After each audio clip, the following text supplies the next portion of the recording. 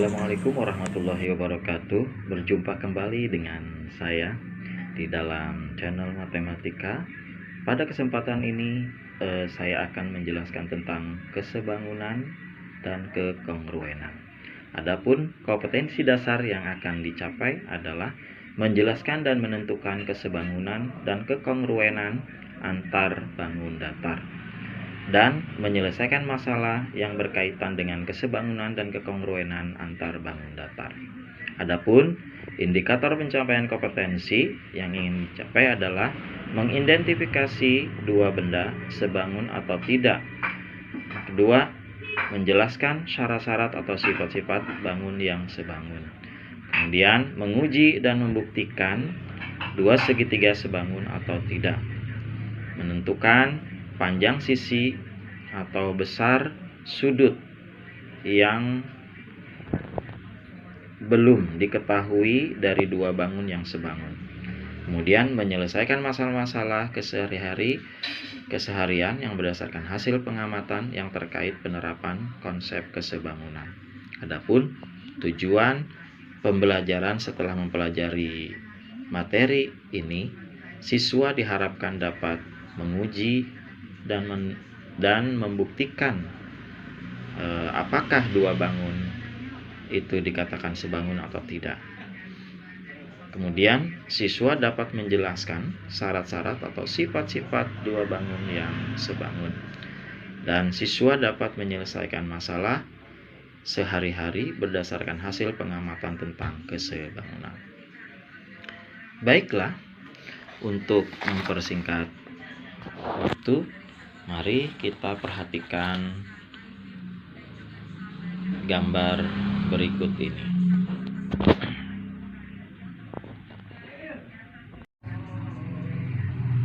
Mari kita perhatikan di sini Bapak memiliki sebuah buku matematik, buku paket, ya, buku paket, ya, di mana buku paket ini berbentuk persegi panjang, Kemudian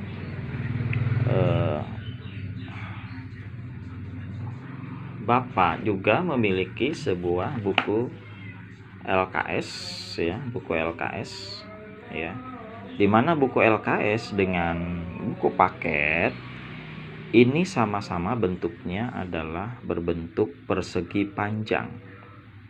Nah, untuk menguji apakah kedua buku ini sebangun atau tidak, ya, sebangun atau tidak, yang pertama kita lihat terlebih dahulu, ya, panjang dari buku LKS ini. Kita bisa ukur menggunakan penggaris, ya, ini, ya, panjangnya dia berapa. Kemudian kita ukur juga buku paket, ya, buku paket panjangnya berapa, ya. Andai buku LKS ini berukuran, misalkan berukuran sekitar 40 cm, umpamakan 40 cm, ya, sedangkan ini buku paket adalah 20 cm, ya, 20 cm, maka jika lebarnya pun kita lihat lebarnya, misalkan lebarnya adalah lebar LKS, umpamakan dia 30 lebar LKS, misalkan 30, ya. Kemudian lebar buku paket ini, lebar buku paket misalkan dia 15 cm. Nah, untuk menguji apakah kedua buku ini sebangun atau tidak, kita lihat ukurannya tadi, ya. Kita lihat kalau misalkan untuk ini umpamakan panjang dari LKS-nya adalah misalkan ini, ya, 40 tadi, 40 cm, ya. Kemudian lebar LKS-nya umpamakan ini adalah 30 cm, umpamakan.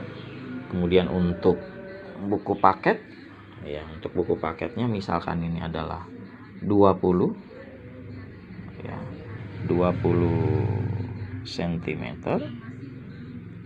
ya, sedangkan lebarnya misalkan adalah 15 cm ya. Kita lihat ya, tuh 15, ini 20, ini 40 dengan 30. Nah, sebelumnya di dalam menentukan kesebangunan dua bangun dikatakan sebangun itu ada syaratnya. Yang pertama adalah perbandingan sisi-sisinya ya, perbandingan sisi-sisi yang bersesuaian mempunyai perbandingan yang sama. Kita lihat perbandingannya, apakah dia memiliki perbandingan yang sama ya. Kita perhatikan ya, perbandingannya adalah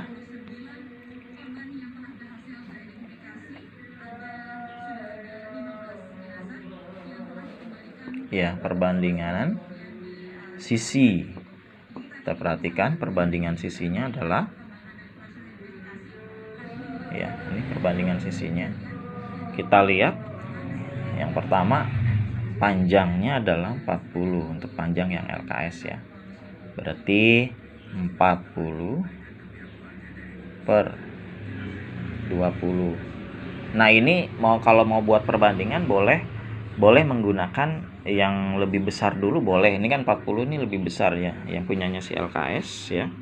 Nih 40 boleh ya, boleh dimulai dari 40 dulu baru per 20 ini ya. Ini buku LKS, yang ini buku paket ya. Maka kalau kita buat perbandingannya adalah ya, yaitu 2:1 ya, 2:1. Nah, kemudian kita buat perbandingan satu lagi ya, yaitu untuk lebarnya. Berarti 30 per 15. Maka kalau kita perkecil atau kita bagi, mendapatnya 2:1 ya. Kalau ini yang di atas ini adalah sama-sama dibagi 20, yang ini dibagi 20 dapatnya adalah 2, ini bagi 20 dapatnya 1, jadi 20 per 1. Nah, kemudian ini 30 lebarnya, nih lebar dari LKS 30, kemudian lebar dari buku paket ya 15 ini, jadi 30 per 15, jadi sama-sama dibagi dengan 15. 30 dibagi 15 dapatnya 2, 15 bagi 15 dapatnya 1. Nah, ternyata setelah kita perhatikan bahwa perbandingannya ini sama, perbandingan sisi-sisinya sama ya, perbandingan sisi-sisinya sama ya. Atau kita mau mulai dari yang kecil dulu, yaitu buku paket ya, buku paket. Kita lihat kalau kita mulai dari yang kecil dulu, buku paket, berarti 20 banding dengan 40. Nah, ini nolnya kita coret, berarti 2 per 4, sehingga disederhanakan menjadi setengah ya. Atau yang di bawah ini 15 per 30. Nah, kalau kita perkecil berarti setengah. Ini sama-sama bagi 15 bagi 15, setengah ya, setengah. Nah, kita perhatikan juga ternyata perbandingannya sama ya. Kalau ini dimulai dari buku LKS terlebih dahulu yang di atas ya, kalau ini dimulai dari buku paket yang paling atas ya. Ternyata perbandingannya sama ya. Karena perbandingannya sama, maka dua bangun ini dikatakan sebangun ya. Dua bangun ini dikatakan sebangun. Jadi dua bangun tersebut sebangun ya, sebangun ya. Jadi antara buku LKS dengan buku paket itu adalah dua bangunnya disebut sebagai bangunan yang sebangun karena memiliki perbandingan sisi yang memiliki perbandingan yang sama. Jadi sisi-sisi yang bersesuaian mempunyai perbandingan yang sama. Kemudian syarat yang kedua kita lihat di sini kebetulan bangunnya adalah persegi panjang. Ya, untuk syarat kedua, sudut-sudut yang bersesuaian atau seletak sama besar. Kita lihat letak sudutnya ini ya. Semua rata-rata sudutnya kalau untuk persegi panjang ini adalah sudut siku. Ya, sudut siku. Sehingga sudah dapat dipastikan persyaratan pertama terpenuhi dan persyaratan kedua juga terpenuhi. Sehingga kesimpulannya adalah dua bangun tersebut adalah sebangun. Ya, sebangun.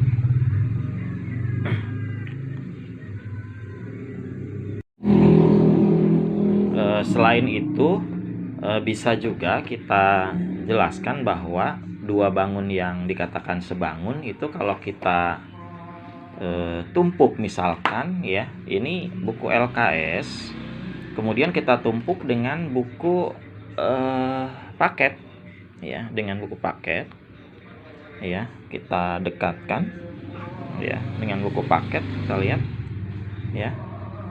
Nah, ini kita tumpuk ya. Ternyata setelah kita tumpuk ya, kita bisa lihat nih ya, ini ada buku yang kedua yang paling bawah, ini ada sisanya terlihat tuh, ada sisanya ya. Nah, ada sisanya tuh, perhatikan ada sisanya. Nah, berarti kalau untuk kesebangunan, kalau kita tumpuk itu dua bangun yang sebangun itu ya, itu juga kalau kita tumpuk ada lebih-lebihnya ya.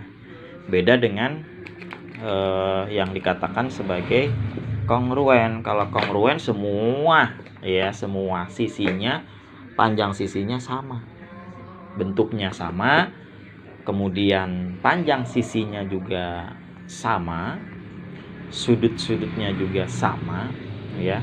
Jadi sama semua kalau kongruen ya. Kita perhatikan ini dua buah LKS ya, dua buah LKS nih. Perhatikan. Ini LKS ini yang dengan ini ukurannya sama ya, gedenya sama. Ya, gedenya sama.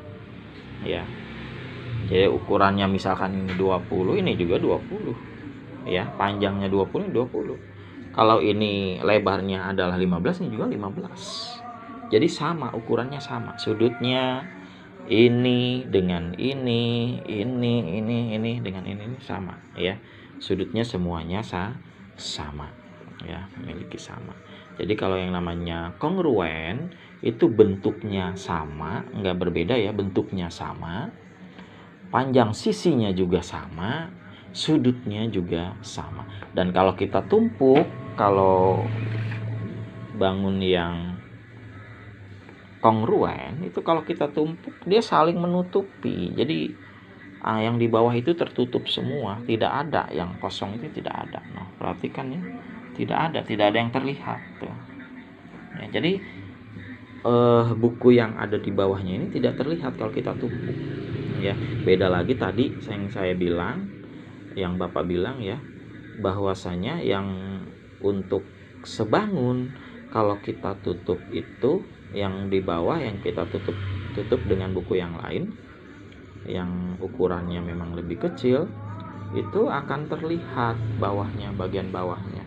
Nah, seperti ini ya, akan terlihat ya, ini yang sebangun ya, yang tadi ya, ini yang sebangun akan terlihat tuh ya, terlihat ya. Kalau kongruen tidak terlihat, bagian bawahnya tidak terlihat ya, tuh ya, tidak terlihat tuh ya. Sekarang kita perhatikan contoh ini. 1. Buktikan bahwa segitiga di bawah ini adalah sebangun. Di sini ada sebuah segitiga ABC, kemudian ada juga sebuah segitiga PQR, di mana segitiga ABC untuk sudut B ini ditandakan oleh min. Kemudian untuk sudut C ditandakan oleh tanda positif. Kemudian kita lihat untuk segitiga PQR ini ditandakan oleh sudut P-nya oleh min dan sudut Q-nya adalah plus. Nah, di sini kita bisa membuktikan bahwa apakah segitiga ABC dan PQR ini sebangun atau tidak. Pertama, kita lihat dari segi sudutnya, dari segi sudutnya, ya, dari sudutnya, ya, dari sudut, ya, dari sudutnya. Kita lihat dari sudut. Perhatikan, di sini kita bisa menuliskan menggunakan titik sudutnya satu titik saja boleh. Misalkan sudut A, kita perhatikan sudut A ini sama dengan sudut yang mana di PQR ini. Kita lihat di sudut A ini tidak ada tanda apapun, sehingga kalau kita lihat di segitiga PQR yang tidak ada tanda apapun adalah sudut R. Sehingga kita bisa nulis sudut A sama dengan sudut R. Kemudian sudut B kita lihat tandanya min.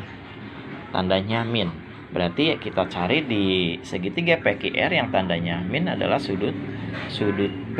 Berarti sudut B itu sama dengan sudut P.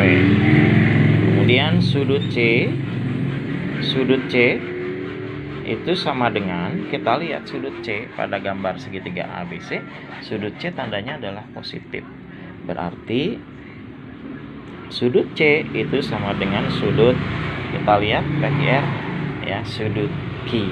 Berarti sama dengan sudut Q. Atau boleh juga kita tulis menggunakan 3 buah huruf, ya, 3 buah huruf boleh, ya, 3 buah huruf yang ini misalkan. Atau kita lihat huruf sudut A, berarti A ini harus ada di posisi tengah hurufnya. Berarti sudut BAC, sudut BAC. Nah, sudut BAC itu adalah berarti sudutnya itu yang tengah ini, sudut A, ya, ini, ya. Jadi setiap menggunakan nama sudut yang setiap menggunakan 3 buah huruf, ini yang huruf tengahnya ini adalah sebagai titik sudutnya. Titik sudutnya yang tengah ini. Berarti sudut BAC sama dengan sudut, ya, titik tengahnya adalah R. Ya, titik tengahnya R. Berarti P R Q atau QRP boleh, ya, QR, ya, QRP itu, ya. Atau bisa juga untuk yang kedua, ya, sudut, kita lihat nih sudutnya B, ya, B, titik-titiknya B, berarti tengah-tengah. Yang B siapa? ABC. Berarti sudut A B C, ini titik tengahnya, ya, titik sudutnya. Berarti sama dengan sudut, nah, titik tengahnya siapa? P. Berarti QPR, kita QPR, ya, titik tengahnya ini, ya. Nah, sekarang satu lagi, atau sudut titik tengahnya adalah C, ya, BCA, berarti BCA atau ACB boleh, ya, ACB boleh, ya, ACB boleh, ACB, titik tengahnya adalah C. Kemudian sama dengan sudut Q, ya, Q, titik tengahnya Q, berarti P Q R, ya, ini titik tengahnya adalah Q, ya, tuh bisa kita lihat, ya. Nah, ini jika dibuktikan melalui sudut. Kalau dibuktikan dengan sisi, kita lihat sisi-sisinya, ya, sisi-sisinya berarti AB ya, AB berbanding dengan, kita lihat AB. AB di sini A-nya tidak ada tanda, B-nya ada, jadi dengan min. Nah, berarti kita bisa lihat P segitiga PQR-nya di sini yang ada min dan yang tidak ada. Ya, berarti PR ya. PR berarti sama dengan BC per, nah BC kita lihat BC-nya ada min dan ada plus, sehingga kalau kita lihat di PQR ini ada min dan ada plus, berarti PQ berarti sama dengan, kemudian di sini AC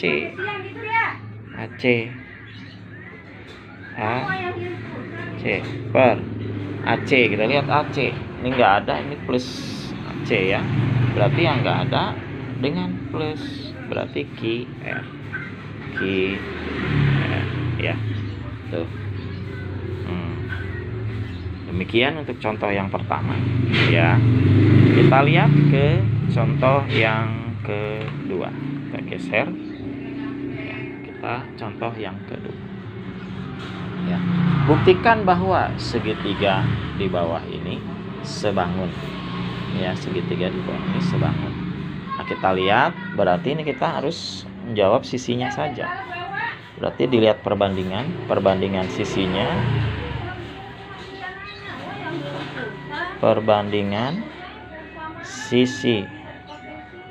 sisinya ya, perbandingan sisinya. Ini berarti kita lihat PQ berbanding dengan, kita lihat PQ ini garisnya, stripnya ada satu, sehingga kita lihat pada gambar segitiga XYZ yang ada strip satu adalah garis XZ ya, garis XZ.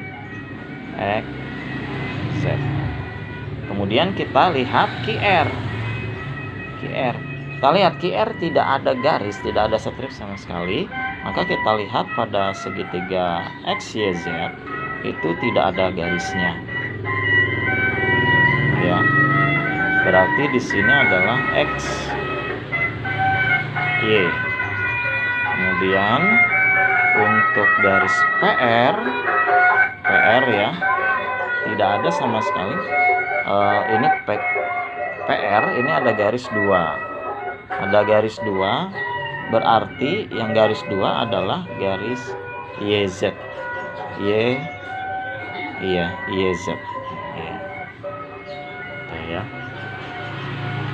Ini kalau kita selesaikan terlebih dahulu dengan melihat perbandingan sisi-sisinya.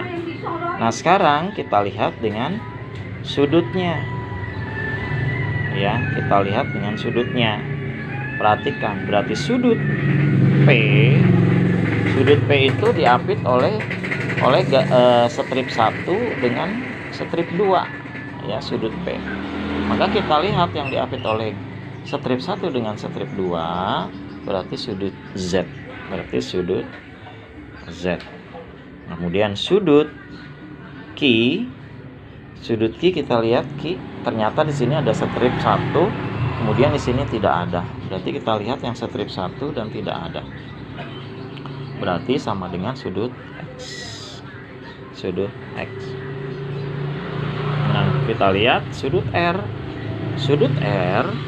Kita lihat sudut R di sini stripnya strip 2, sini kosong. Berarti kita harus mencari sudut yang memang ada strip 2 dan kosong. Berarti strip 2 ini kosong ini. Berarti sudut Y ya. Berarti sudut Y ya, itu.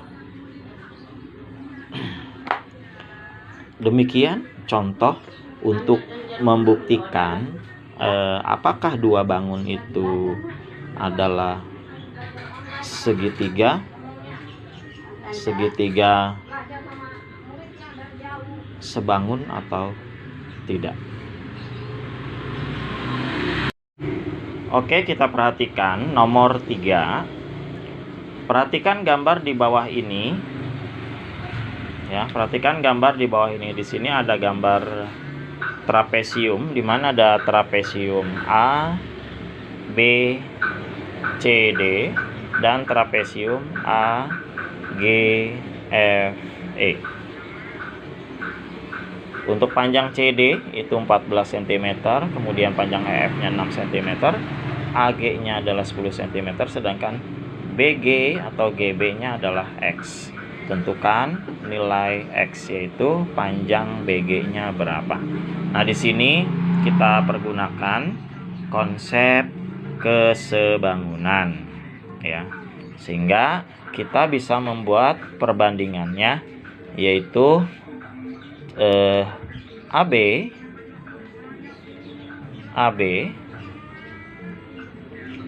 per AB per AG. AB per AG.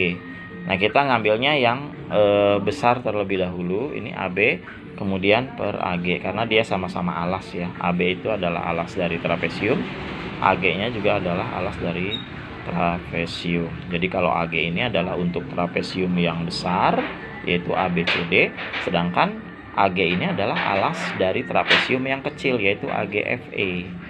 Maka sama dengan, nah di sini yang ada angkanya adalah atapnya ya, atasnya, bagian atasnya tuh ya.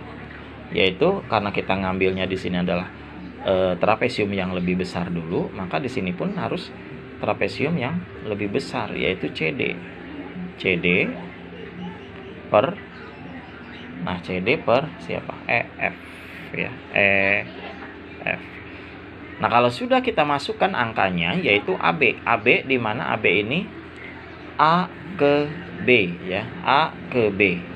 Nah, A ke B ini garis AB ini dipotong oleh titik G, di mana titik G ini adalah AG, panjangnya 10. Berarti 10 ditambah.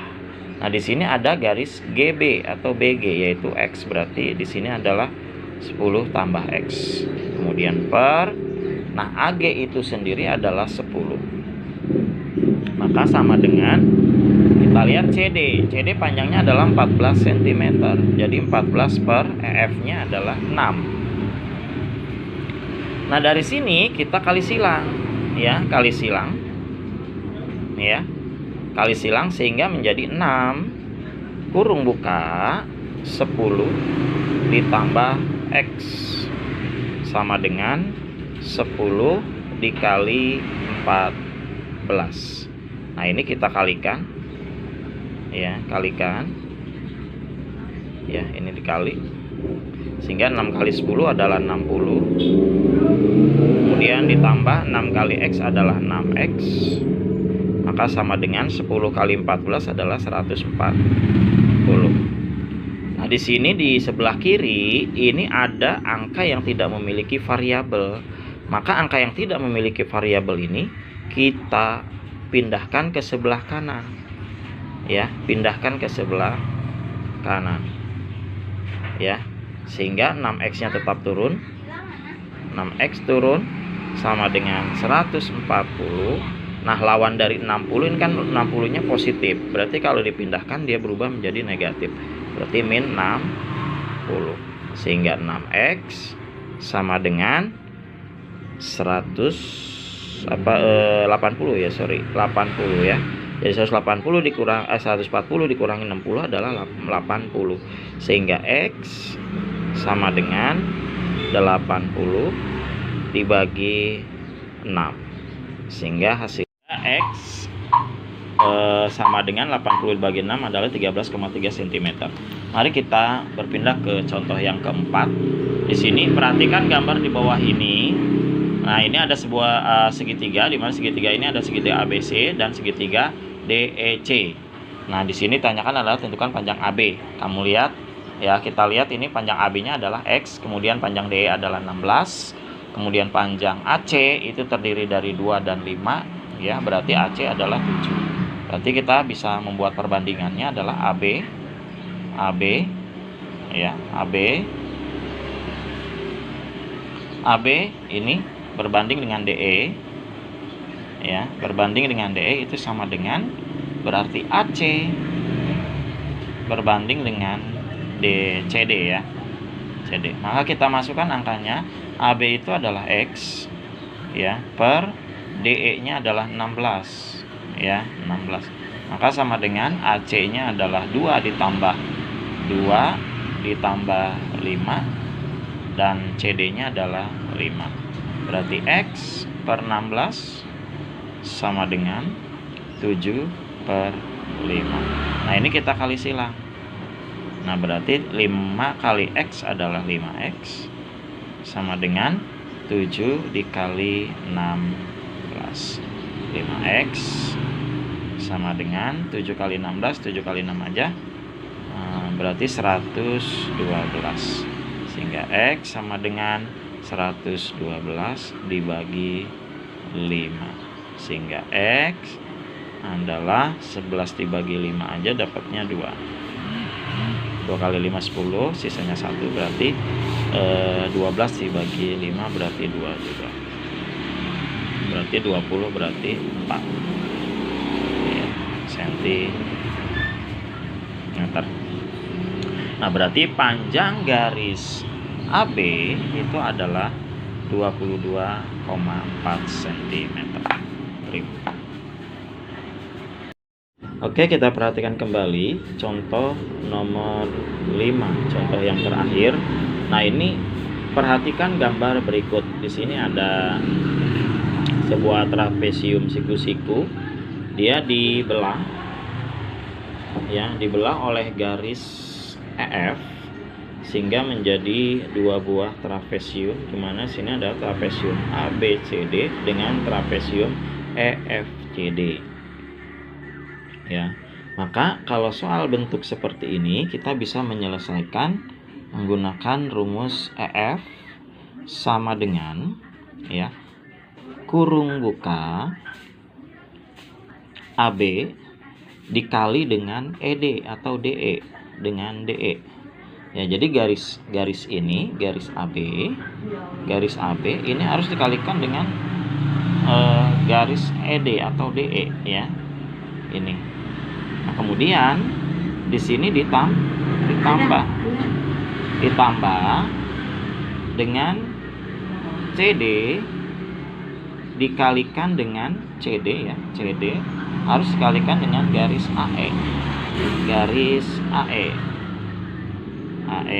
tutup per ya, per. Nah, di bawahnya ini adalah AD